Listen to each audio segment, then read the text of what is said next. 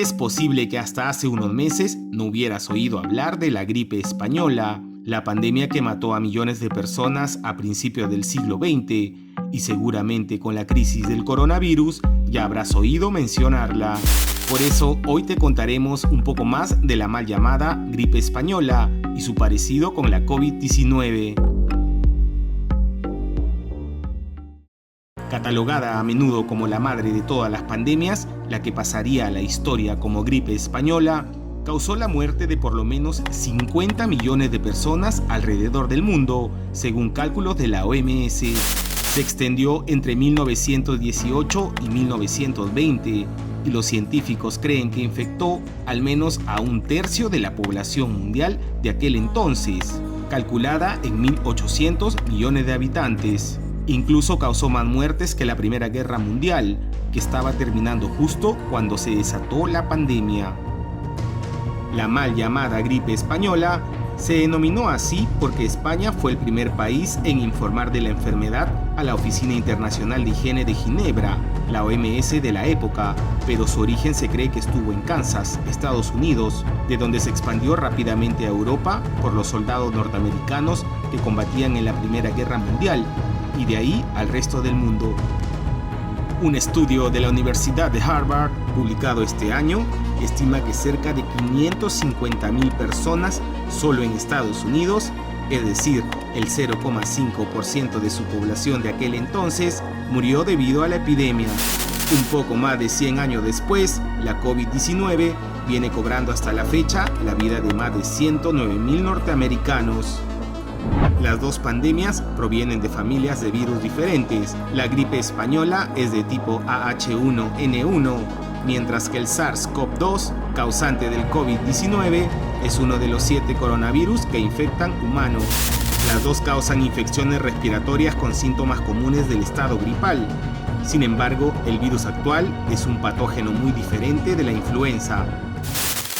El periodo de incubación de la gripe española es con frecuencia menos de 24 horas, con síntomas bruscos como fiebre alta, y luego aparecen dolores de garganta y tos. Entre el tercero y quinto día se desarrolla una neumonía o encefalitis. La fase de incubación del coronavirus es más prolongada y puede durar entre 12 y 14 días, aunque lo habitual es entre 5 y 6. La enfermedad avanza lentamente con fiebre leve, pero después de algunos días pueden presentarse complicaciones bruscas como dificultad para respirar, tos, fiebre alta y finalmente neumonía.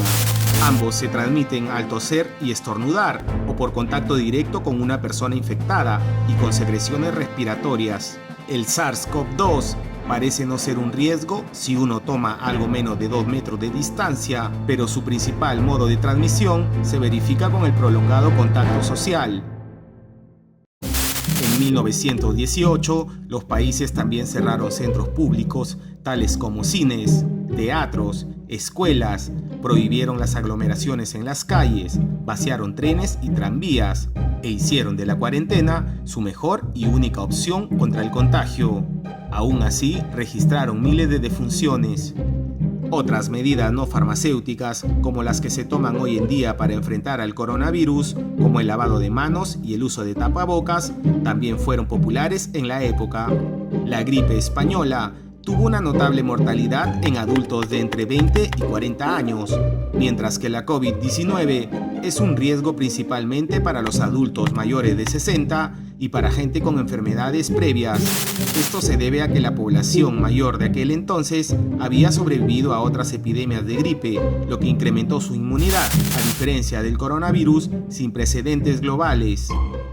No hay evidencia firme de que los niños sean un vector significativo de infección, como sí ocurría con la gripe de 1918, que también enfermaba a los no adultos.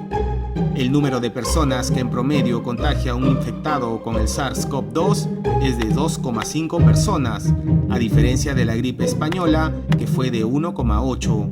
Los recursos para tratar la enfermedad en la época eran también muy limitados en comparación a los de hoy en día.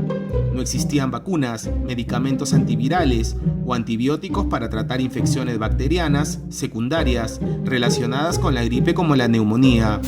Hoy en día los progresos de la ciencia son considerables, Desciframos la secuencia genética del SARS-CoV-2 en tan solo unos días y hay más de 20 vacunas en fase de desarrollo contra la COVID-19. En 1919, la enfermedad desapareció como surgió, de manera natural e inexplicable. Se establece que desde 1918 tuvo entre 2 y 4 oleadas, y en algunos países hubo brotes y repuntes hasta 1920.